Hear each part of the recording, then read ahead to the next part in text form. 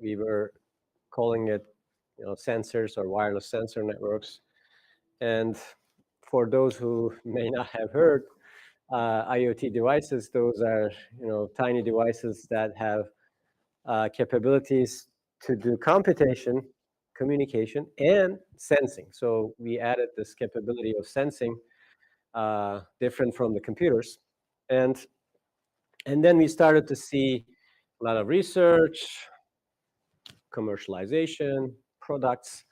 So if you go to Home Depot today, you will see a lot of smart home devices like smart thermostats, smart camera systems, and we have tons of different IoT devices available on the market today. Even our smartwatches or smart appliances, you see sample here, and we know that there are billions of devices already deployed. So according to Gartner, last year was 6 billion, and I'm sure it's increasing in different domains. So we are seeing them in major applications like transportation, homes, health, agriculture, energy, smart city, etc. So they're already here and now. So this means, we did a lot of research. We were successful in commercializing most of those ideas, and we passed through stages. So if you look at the research aspects of IoT in the last 20 years, there were a lot of research completed. And I just want to summarize, and I want to show you where we came from and where we should go, or where we can go. So if you look at the IoT device components here in this figure, there is obviously a primitive CPU with memory, but we also have a sensing unit, sensors, multiple sensors, radio, and connections with cloud, battery, etc. And over the years, we developed almost a standard stack where you see these IoT sensors at the first layer, called, some people call it perception layer, and then there's an infrastructure that supports the communication of these devices, the sensing data mainly at the network layer, and then there's this application layer on the cloud where you store the data and analyze the data. So this has been used by many people, and within this IoT device and this protocol stack, we did a lot of research, especially in early years, a lot of stuff on hardware-related research where we focus on doing energy efficiency in terms of those hardware, and then a lot of research on wireless communication-related research for IoT devices, because they were mainly using wireless communication. And of course, security came later. We had a lot of security and software-related research on the cloud, and data analytics research, analyzing the data. So mainly we covered a lot of stuff, and still it's ongoing. But I can say that it reached a level of maturity. So perhaps the next question is, okay, where do we go from here? Are we done? We are successful. We brought these IoT devices to our lives. So what is next, right? As I mentioned, most of the fundamental problems are already studied. And as a researcher, I get this question a lot from students that, okay, what are the hot topics in IoT research now? What kind of dissertation topic I can explore? And it's a tough question now because, as I said, it's very saturated, and we covered most of the stuff. So some of the ideas that come to my mind, and I tell students, is perhaps there are a number of things that we can do next. One of them is still the IoT devices are not reachable to masses, or maybe you call it laymen. we have the devices there, right? But mostly, technical people can use them, can understand them. Uh, so perhaps there's a need for another push to bring these devices to laymen, so that without even understanding, their details, they can use them in various applications, in health, in agriculture, transportation, perhaps. This may require some maybe human computer interaction related research on how we communicate with those IoT devices. Um, how can we come up with nice user interfaces to attract those people? The other thing is obviously AI, and this is happening. So we can empower IoT devices with AI and machine learning so that they would have some sort of autonomy. Uh, they do their own decisions and getting into that agency stuff. Of course, a whole topic, a big topic, not just for IoT devices. The challenge there is, you have restricted resources, and how can you design approaches for IoT? That's already on the way. A lot of people are already studying that. And the other thing that I see as a potential is introducing financial capabilities to these IoT devices. So remember, when we started this research, it was mainly motivated by sensing. You sense the environment. And then they use these devices for actuation in some cyber physical systems. But it was mainly sensing data. So it was all about data. You collect data. You don't actually care about IoT devices ID, identification, right? But now we're at a level where these devices are everywhere, and they communicate with each other. They communicate with us. So uh, could we enable them to make payments, monetary payments, send and receive monetary payments? So that is where we have this vision, this future vision, machine-to-machine economy. And it's, of course, very much related to IoT, because we are talking about transactions between machine to machines, not just from or a human to a machine or machine to human. Uh, there are a number of applications that we can see here, but of course, this is just the beginning. So you may have cases where the IoT devices would like to offer their services. What services? They're doing sensing, right? So you have a sensor over there. You want to use that data, but that IoT device is not yours, right?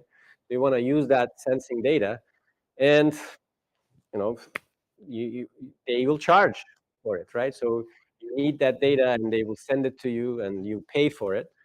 Uh, so this might be a third-party service, just an example, or the devices might need to exchange data for their applications, and that probably will not be free. Right now, it's free, perhaps because of agreements, but in the future, when we have a lot of applications, a lot of IoT devices, we may see different examples. So these are the examples that I can think that's already happening. Perhaps, for instance, the best example is these toll payments with the cars. So your car is, you're driving, and there's a lot of tolls in Florida as well, right? And you already have these RFID tags, and we pay automatically, but of course you need to set it up through your credit cards, or it may be an onboard unit. The cars have onboard units, and they can pay from there. Or it may be an autonomous vehicle. This is also happening. That, like, consider a truck, for instance. It's doing transportation, from one end of country to the other, and on the way, it may need to interact and pay for gas, for parking, for tolls, etc.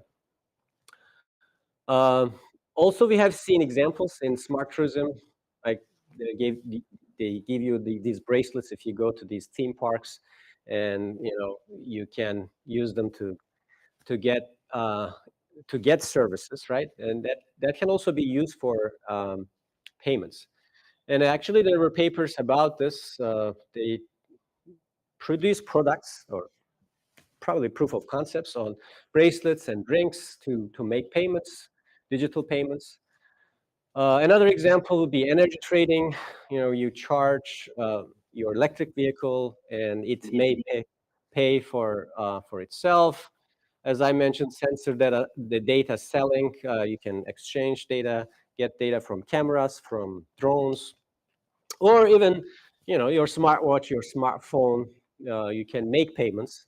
This would be maybe from a device to an individual, but that's okay. So you can still enable payments capability on IoT devices. So there may be other examples coming up. So when you put all of these together at scale, this can create a machine-to-machine economy, and it may introduce new interesting research problems. So, of course, the first discussion here is what type of money we can use here to do transactions, right? I mean, right now we're using credit cards. When you set it up, or your bank account automatically make payments. So there are a lot of options. So credit card, bank card, obvious, and there are now digital cash, which are coming from central banks. These are ongoing projects in the US. Also, there is one, and of course, cryptocurrencies or virtual currencies. So we are familiar with virtual currencies in, like, if you're playing a game, they give you a virtual currency so you can spend it in the game, right? And cryptocurrencies are another story, big story, like Bitcoin. They are already in our lives, right? So these are the options that we can use to do transactions. And of course, they come with different architectures. That some of them are centralized, some of them are distributed. So if it's controlled by a bank or a government, it's probably centralized. If there's no control, then you can use cryptocurrency or virtual currency. So that's another flexibility here that we can choose from. I'm not advocating any of these, but I'm saying that these can be used, and it can change depending on the needs. So obviously, security is a big problem here when you're sending transactions through IoT devices. You need to make sure that the transactions are secure. You need to make sure that they can be implemented on IoT devices.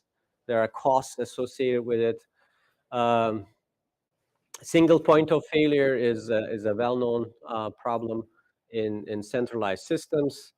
Privacy, anonymity, when you make transactions that can be tracked by others, that raises issues. And of course, usability, convenience. So how can you use those systems with different IoT devices? So one of the critical issues here, if you're going to talk about at scale, is interoperability or universality, which means, wherever you go in the world, you should be able to make those transactions, right? If you use a central bank or a credit card, and you travel, might be an issue in terms of supporting interoperability. So probably using cryptocurrencies might be a better option because it's everywhere. There is a standard, and as long as you implement it, you can send and receive without any borders. Right, so that's I think one of the elements that will contribute to machine-to-machine economy. So if you consider this type of ecosystem, and if you want to build this, what would be the challenges, research challenges? There will be a lot of research challenges, different than the existing ones. So obviously, I mentioned security and reliability. Of course, when you make a transaction, make sure that it is received by the receiver. So Probably this can be addressed by existing solutions, right? I mean, we have a lot of maturity in this field in terms of secure communications. So I would not expect a lot of new stuff there. One of the new things that will come into picture is probably going to be accountability or provenance. So when you make a transaction, it will have a potential legal, tax, and other related issues coming with it, right?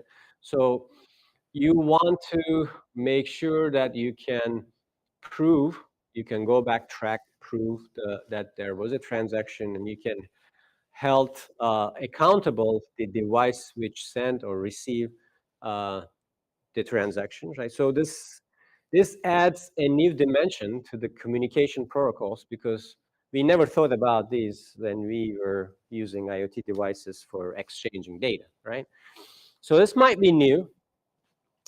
And another thing that would be needed here is a legally binding agreement or contract support among the devices. So you have a service and the other party will pay for it. So you need to have an agreement, right? And this sounds like smart contract concept in blockchain. I'm not sure if you've heard about it. This is already also happening. They can use smart contracts to build such systems. So probably, there may be some engineering research challenges there, but not really a lot of new stuff. And another interesting issue that I see here is the addressing of IoT devices. So we need, since we're doing transactions, we need to make sure that these IoT devices are uniquely identifiable because you're sending money to that device, right? But if you consider the IoT device or sensor network research, remember, we were all interested in data, right? We didn't really care where this, I mean, which device is supplying this data. And even we had this concept called named data networking, right? So you ask for data and you query and the sensors will send the data. You don't really care where they are coming from because you're interested in the data, right? As long as you know the location, perhaps.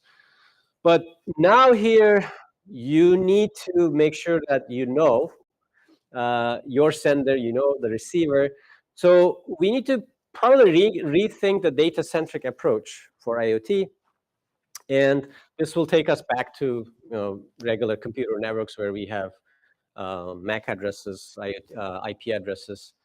But we'll probably need more than that in order to enable this type of communication.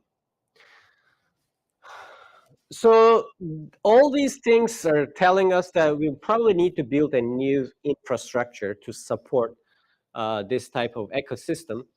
And we see that most of the features that we discuss probably can be addressed by using blockchain services like accountability, addressability, security, interoperability, decentralization, scalability, perhaps. So if we bring blockchain, it will also come with cryptocurrencies. So it looks like blockchain and cryptocurrencies should have a major role here. But that's still not enough. Probably we need to have some sort of protocols and build an overlay payment network so that we can have reliable services. We can have searching for services. So let's say you're looking for certain services, certain data. How do you search, right? Which sensor, which IoT device is providing this service? Or the other, if you look at it from the other perspective, how do you announce your services? Like it's marketing, right? And you need to have agreement protocols. So these will require creation of new application layer protocols, which can interact with blockchain. But we should keep the physical and MAC layer separate. So we can use any MAC layer of for IoT devices like Wi-Fi, LTE, 5G, Zigbee, LoRa, Bluetooth, etc. So up to here, I talk about this vision and try to show you that this might be a potential area with new and interesting problems. And we started to investigate some of the aspects in our own research group, did some initial work. So I want to talk about that if we have time. So what we did was something with Bitcoin. So before I start explaining why we chose Bitcoin, I want to tell you about cryptocurrencies if you're not familiar already. So you may know that there are a lot of cryptocurrencies after Bitcoin was introduced in 2009 with this blockchain concept, right? We've seen a lot of other blockchains and new cryptocurrencies coming with them, like Ethereum, Zcash, Litecoin. I think there are more than 6,000 now, right? And they are actually part of our lives. A lot of people are using them, but we see that Bitcoin has the largest market cap, probably more than 50% of the transactions with cryptocurrencies are through Bitcoin. And you can find a lot of places accepting Bitcoin. I mean, there were these YouTube videos that people are showing that can you survive, can you pay for your everyday needs with Bitcoin? And the guy was going to find a pizza place to pay with Bitcoin, or Uber accepting Bitcoin, etc. So it's already happening. But the issue with Bitcoin, as you may know, that it's very slow. The validation time for single transactions may take sometimes hours, and there are a lot of transaction fees. So you cannot really wait and use Bitcoin for real-time transactions, because in IoT ecosystem, that the machine-to-machine economy, probably will do a lot of micropayments, just not big amounts, but really small amounts, and that means you need to have a real-time transaction support and maybe very, very little fees. The Lightning Network is an answer to these two problems. Bitcoin was slow, so they came up with a payment channel network. So that's a whole different world. But for Bitcoin, there's something called Lightning Network. For Ethereum, I think there's another one. The idea here is to move some of the transactions to off-chain, not writing everything on-chain. And this way, you'll speed up the transaction validation time, and the fees are very, very marginal. So it has been there for a while, probably 6-7 years, and there is a lot of people already part of it. It's like a social network, but it's now called a second layer on top of Bitcoin. So Bitcoin is the first layer, and you can use Lightning Network on top of it. So because of the promising features of Lightning Network, this is how things work. I would not go into details, but as I said, you can open channels with somebody else. Still, things are recorded on blockchain, but when you do transactions, those are between you. And when you end that business at the end, you can make the calculations and write everything back to blockchain. So in between here, these transactions would not be written. So that gives us the advantage of making them much faster. And that's basically how Lightning Network works. But of course, there's a lot of details here, a lot of standards. So given these payment channel networks, it might be an attractive option to use Lightning Network to make micropayments in this machine-to-machine economy. So when IoT devices make transactions, they can use Bitcoin through Lightning Network, and we can realize this vision that I was talking about. But even that comes with some challenges, because when we wanted to run a Lightning Network with IoT devices, we realized that still the resources are not enough, because you need to install that Lightning Network, Bitcoin, and there's a huge storage requirement there. Of course, there are computational capabilities in terms of the cryptography behind those transactions. So we decided to explore how we can realize these Lightning Network transactions with IoT devices without requiring these storage and computational capabilities. So we came up with a lightweight payment solution. I'm going to talk about it briefly without getting into a lot of details. So the main idea here is to introduce a gateway, a third-party gateway, which can provide these services. It can be untrusted, and we can use the gateway and make transactions through that gateway as the IoT devices. So the IoT devices does not have the resources, but the gateway can run the Lightning Network and Bitcoin nodes, and you can communicate with the gateway, and you can make the payment. So it's like a proxy, but we cannot trust the gateway. So for that part, we decided to use multi-party computation, threshold cryptography, that I will mention, but this is the setup that we had. Any IoT device with any MAC layer can communicate with a gateway and can talk to another IoT device.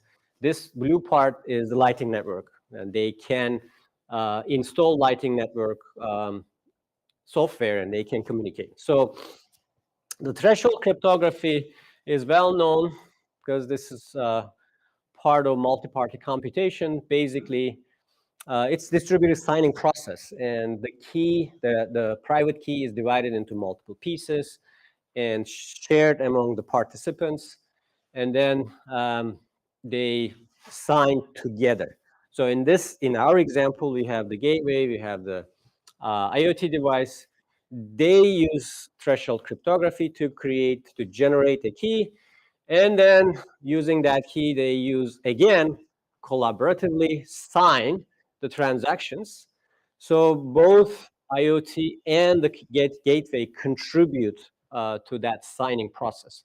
And there are different examples that we can use. I mean, the threshold cryptography domain is a whole different domain, and there are many examples that you can choose. So we chose this threshold cryptography example, the two-party ECDSA, available. It's lightweight, and it can do key generation, signing, and the IoT device and gateway uses this process to create a channel between each other. And for that, the only thing that IoT device needs to run is a threshold client, and the server will be running on the gateway. So that threshold client, we'll see in the experiments, that does not require a lot of computation. And as I mentioned, here we don't trust the gateway because the money is involved here, right? And we also assume that the gateway can collude with other elements, other parties that you see here. There is a bridge, a LAN node that the gateway creates a channel with, and through that channel, it has access to the Lightning Network. So they can talk to each other, they can collude, and the gateway can broadcast all states to the blockchain. If you look at how blockchain and Lightning Network works, you keep these states of your funds, right? So if you broadcast the old state, you're trying to cheat, basically, and steal the money of the IoT device. So That's on the risk. what is it? I mean, does the LM provide float until the blockchain settles? LN provide what? Float? The float, and because it's not really credit because it's not trusted, and we don't know if the transaction is going to settle. Yeah. So the transaction, initially there's a wallet that the gateway receives the money. They create a channel. When they create a channel, they sign the transactions together. And then once the channel is available, then again, by signing, they send a transaction. So if LN tries to send transactions, tries to cheat, that will not be accepted by the So it blockchain. could only go up to whatever credit is provided to it. Yeah, yeah. And after that, it depends. Will not be able to use it. And we assume that we can secure the communication between IoT device and gateway, because that's where our protocol is coming. It's not difficult to do that with like TLS type of connection. And what we did is changing these three operations. Basically, when you want to use LN, you need to open a channel with somebody, and you need to send and receive payments through that channel, and finally close the channel. So there are three operations, and these are all defined by the specification of LN protocols called Bolt. So these are just background information. If you go check the Lightning Network specifications, there's a lot of details on how they create the channels, how they close the channels. I mean, the messages exchange between funder and fundee. But since these three are related to us, we propose to change, or we propose to work with those in our protocol for the IoT device. And this paper was published at ACM WISEC. So I'm going to just show you basic ideas and some results. So as I said, first, we looked at the channel opening process. How can an IoT device open a channel with the gateway so that it can be used together? So the red part here is coming from the specifications to open a channel.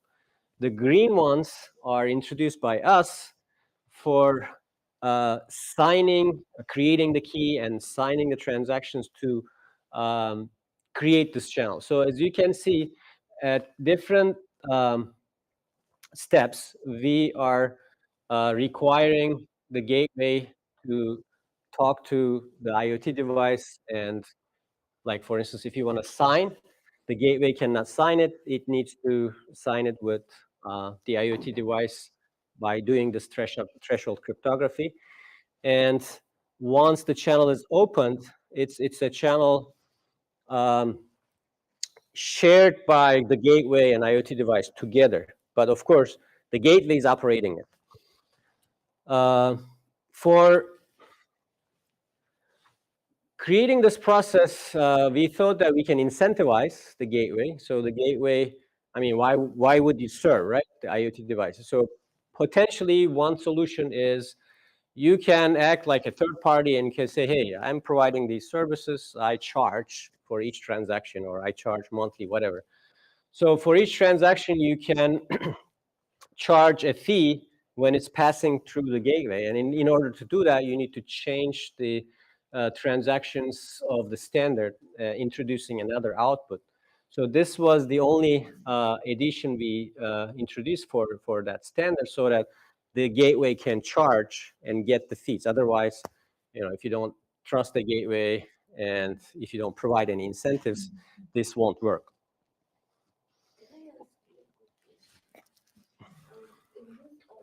IoT device is responsible for normal operation, like doing other things than just payments. So will that be one gateway that takes care of the regular operation? And Yeah, it may be different. This is just for payment operations. I mean, there may be other gateways for sending data. at a given time, an IoT device can connect to multiple gateways. Yeah, as I said, these gateways are like third-party services available. And you're looking for somebody to make payments on behalf of you. So you can work with any gateway. You can work with multiple gateways as well, depending on the application. We're thinking about the toll payments, for instance. So if you have an onboard unit and you want to pay for the toll with your vehicle, so we'll talk to the gateway, and it's available. So you work with it and you make the payment. So the other thing that we change is the transaction itself. Again, this is how LN sends the transactions. And again, we require threshold signing added to the protocol. And this is happening between the IoT device and a LAN gateway, and all these communications are secured. And finally, you can close the channel. There are different ways of closing in LN. You can mutually close or you can unilaterally close. Again, when closing, you need to have this threshold signature available from the IoT device. We did some security analysis as well. So there was a lot of discussion on, if there's collusion between gateway and the bridge device. How do you make sure that this doesn't happen? So we did a game theory-based analysis to show that closing the channel normally would be the optimal state or equilibrium. Otherwise, there's no incentives, there's no payoffs for IoT, for bridge and gateway. So I'm going to show you finally some results here. We implemented this on a Raspberry Pi device, and there's a gateway on the cloud. And we took this C Lightning. So there are different implementations of LN. One of them is C Lightning, and it's public. Their code is publicly available. So we got that code, and we modified the code to add this threshold cryptography capabilities. And then we had the IoT devices talking to the gateway sitting on the cloud, basically in a computer. And we installed the threshold client and server. We installed Bitcoin node on the computer. And we used both Wi-Fi and Bluetooth, BLE, to test both that communication between IoT device and the computer. Here are some results. I mean, we have more in the paper, but just wanted to see what is the overhead in terms of computational delay on a Raspberry Pi. So the key generation, signing, these may take time, but we found out that they're really not taking much time. For instance, signing is 166 millisecond. The key generation takes more time, but it's just one time when you open the channel. Because once you open the channel, you can use it for many transactions as long as it's not closed. And the other thing is the communication delay between the IoT device and the gateway, right? So it will introduce additional communication delay. And we looked at the communication between coming from the MPC, the threshold cryptography. So we compare it with the case where, let's say, we don't have an IoT device. We're making the payment from the gateway to the destination directly, right? There's no IoT case. And our cases are, there's a Raspberry Pi, it uses Wi-Fi and Bluetooth, and we compared sending the payment and receiving the payment from the destination, and also opening and closing time for channels. So channel opening and closing is, as I said, just once, at the beginning, at the end, and you can do this in advance. And they're, of course, taking more time compared to no IoT case, but still it's reasonable. And as I said, since this can be done in advance, that's okay. The interesting results are here. You see, if you use threshold cryptography to send the payment with Wi-Fi versus no IoT case. So of course there's a difference, but it's not a major difference. And with Bluetooth, it increases a little bit more. So we got really promising results, especially we thought that this can be applied, for instance, to a toll payment use case. So if you consider a car passing through the toll with certain speed and using Wi-Fi or Bluetooth, could we get this transaction done before the car leaves? I mean, before the car is out of range of the gateway. So for instance, consider Wi-Fi or Bluetooth, the range would be, let's say, from 100 meters to 300 meters, let's say, outside. And the car would probably be, slower, but let's assume that it's coming with 80 miles per hour. So using those numbers, you would probably have around 3 to 8 seconds of time to finish your transaction. And we show that here, you have 1 second and 297 for Bluetooth. So we're still within the limit with that speed. So it shows that it's feasible to use it. And of course, there's a cost analysis here. You need to pay the gateway. So charging a 5% fee. We looked at the fees of Lightning Network, and it came down, like, of course, these are assumptions. If these are based on the Florida numbers, if the toll is 75 cents per pass, and you use it 2 times per day, so you will have this 225 extra cost per month, which may be reasonable, considering the credit cards service charges. So what is the difference between how it's used today? There's some transponder in the car. Right. So it immediately knows the identity of the car. The system. Yeah, there is. I think there's an ID on the transponder. Right. So So it's how would- you had accounts. So how is this different? The system is placed today from the user's perspective. There is no credit card because you pay through the. I mean, I pay through my credit card. Yeah. So there's an account online. I go there. I register my transponder, and then every month they charge my credit card. How is this different? This one, there's no credit card. It's just through the cryptocurrencies. Oh, Question just on the previous slide, because Yes. we're talking about, okay, so when you did this evaluation, what was the load? So there's the communication delay, but there's also the load on the, so. Right. Good question. So we use this. Bitcoin has Lightning Network has a test net. So you can test there. It's actual network, but it has users on it. So it's not empty, right? There is already a load there. But of course, in real life, they use mainnet. That's where you pay. You didn't want to pay. So if you really pay, you want to test this, you need to pay for it, right? Yeah. Testnet, you can create your, Bitcoin, and it's free, but there are still users on it. I think, I don't know the numbers, but thousands of users using it.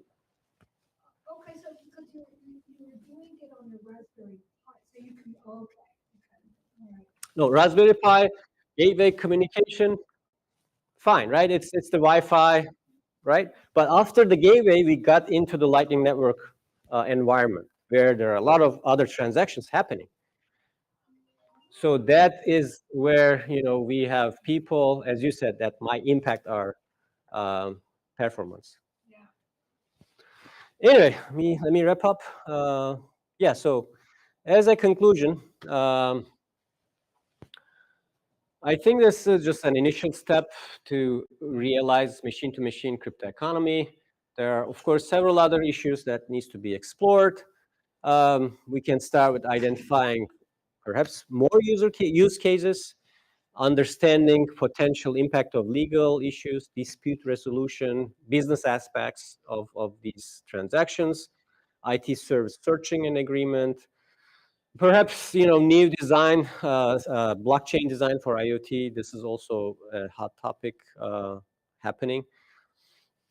We did it for Bitcoin. Of course, it can be done for Ethereum and other cryptocurrencies. The other thing that we are right now looking at is the offline payment. So if you don't have internet access, can you do it on the wireless mesh network using Lightning Network? So let's say you don't, in this case, they have access to internet, but if you don't have access to internet, can you still make Bitcoin payments? And we show that it's possible to do that with Lightning Network in our current work. So it will probably require some interdisciplinary research collaboration because, as you see here, there are legal issues, business aspects, and that might bring interesting issues to the scene. So I'll stop here. Thank you so much. I'll be happy to answer any questions. So if you are interested, you can check our website and my personal website and get more information about the papers and this project. Thank you.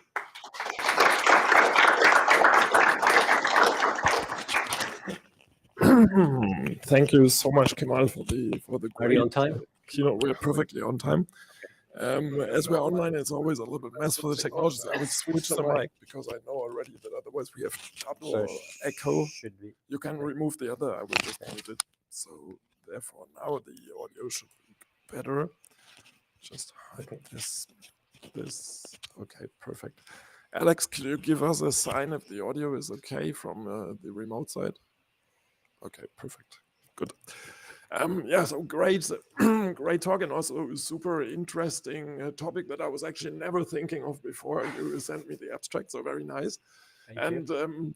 Related to that, also my first question, you quickly talked about it, but I think it would be worth talking a little bit more about it. So what would be the motivation for doing this? So is it, we also have some questions in that direction. Is it sustainability? Is it like the devices are laying around anyways, therefore I want to do it? Is it I have something to trust? Is it engineering in the sense, okay, this is the hardest devices to put something on, so we did it and we found out that it would work.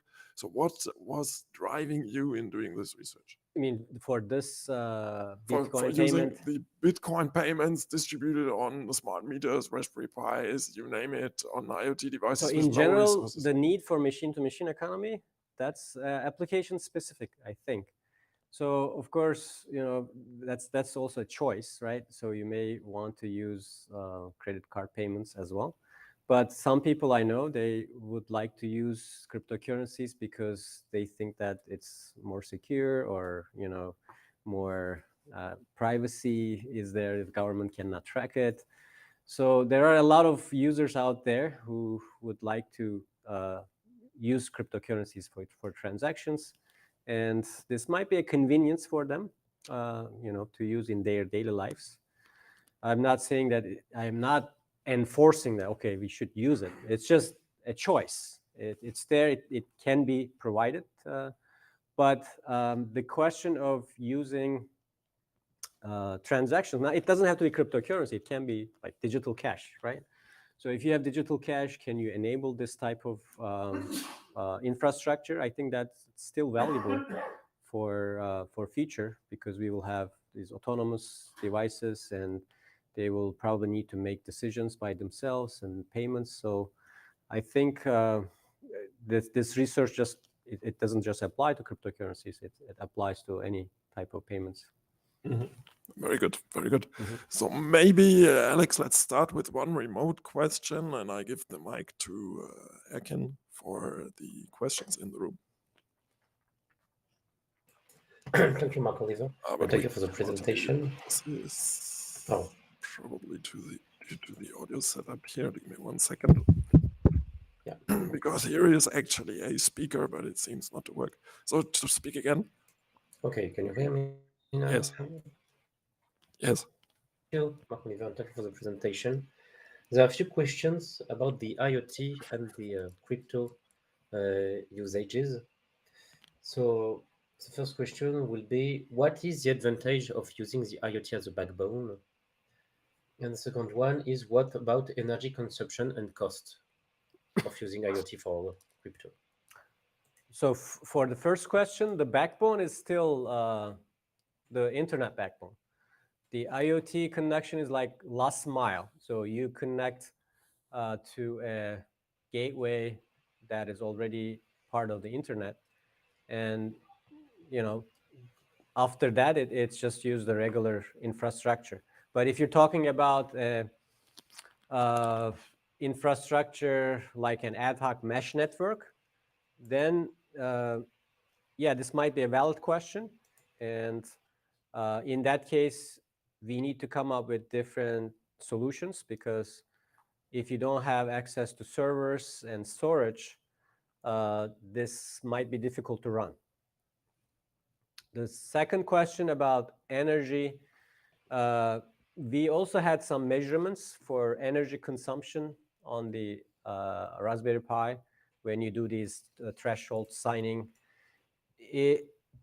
Of course, it's a lengthy process. I mean, it's slow and it's taking energy.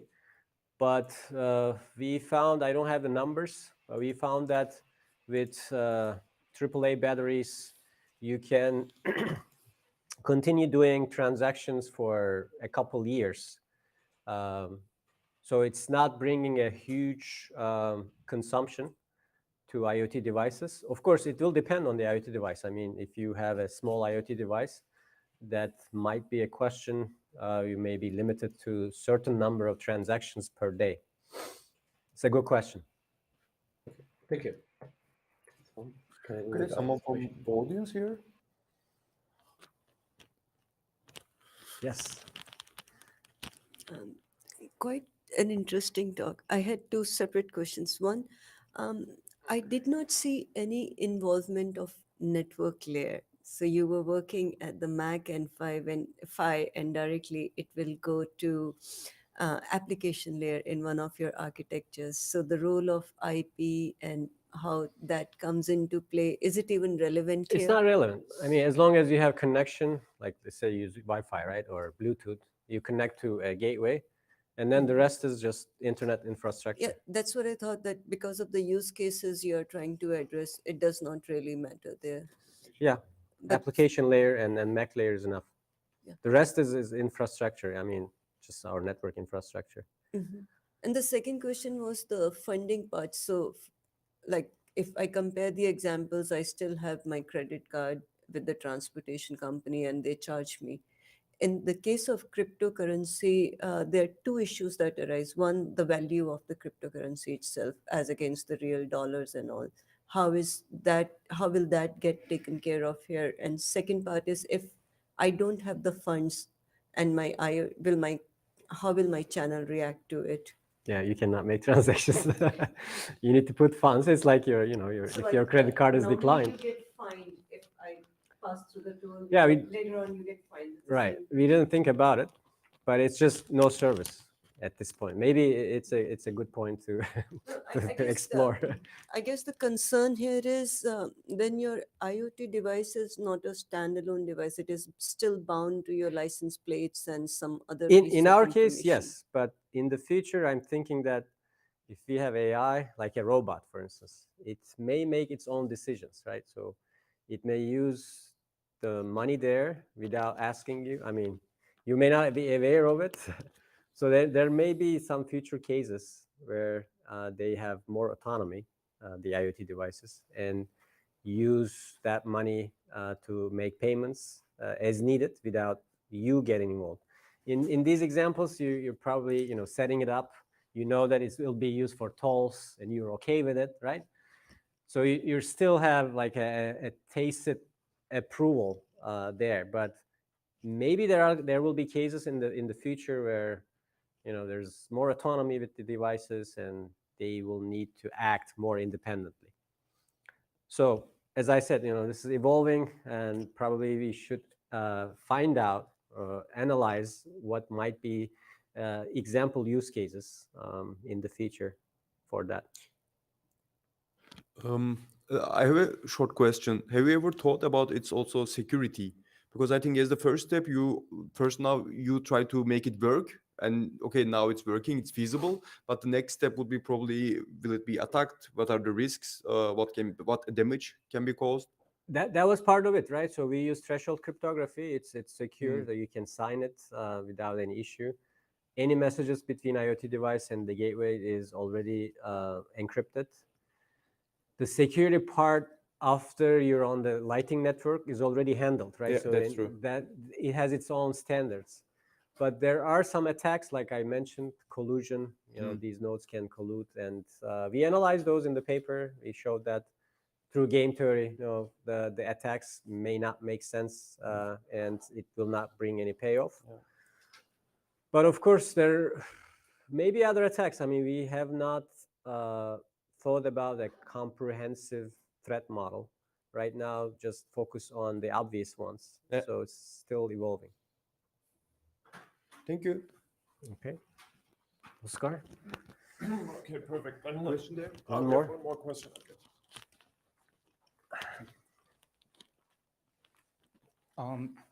In one of the slides, you mentioned that the channel is owned between the gateway and IoT devices.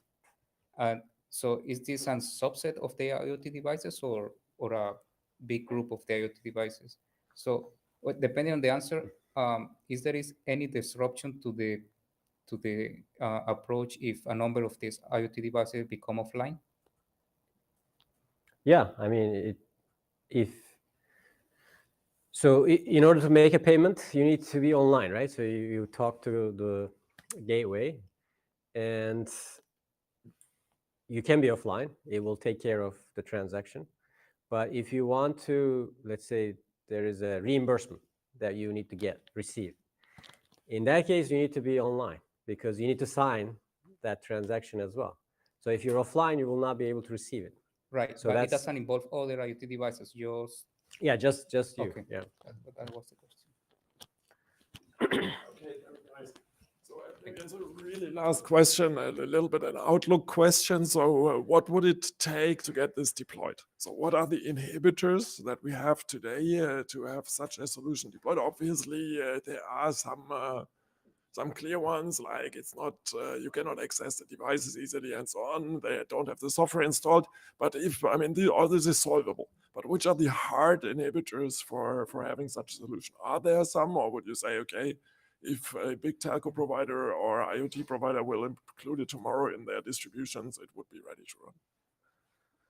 Yeah, I think there are many parameters, and these are not independent of, I think, blockchain deployments, because we are also facing similar issues when you want to use a blockchain. You need to deploy it. People should use it, right? Lighting network, for instance, not everybody knows about it. So first, there are challenges with use of blockchain. Second, challenges with use of Bitcoin, right? I mean, it's not common. And third, when you want to deploy it, you want to make sure that every IoT device would have the same solution, like interoperability. Like they should support probably same threshold signing. I think at this point it might be more like a very application specific, but in the future, as you grow and people see that it's working and try to deploy it, maybe it can become the vision of the machine-to-machine economy. Cool. Yeah, so looking forward to follow that. Okay. So let's thank Kemal once again with a big applause. Thank you. Thank you.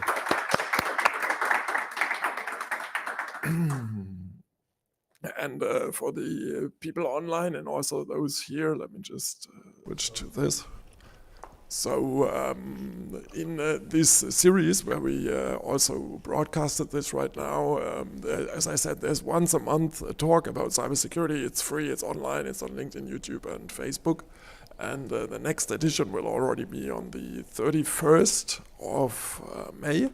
And the next speaker will be Ludovic May, who is responsible for the research directions in the INRIA, and it will be on the 31st of May, and I invite us now to watch the outro. It's short, and then afterwards I will do the introduction with Filippo to the workshop, and then we go to the posters.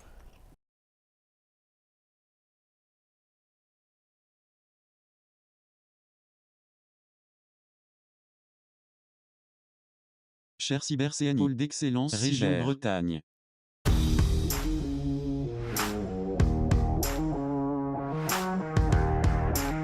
Au revoir et à la prochaine.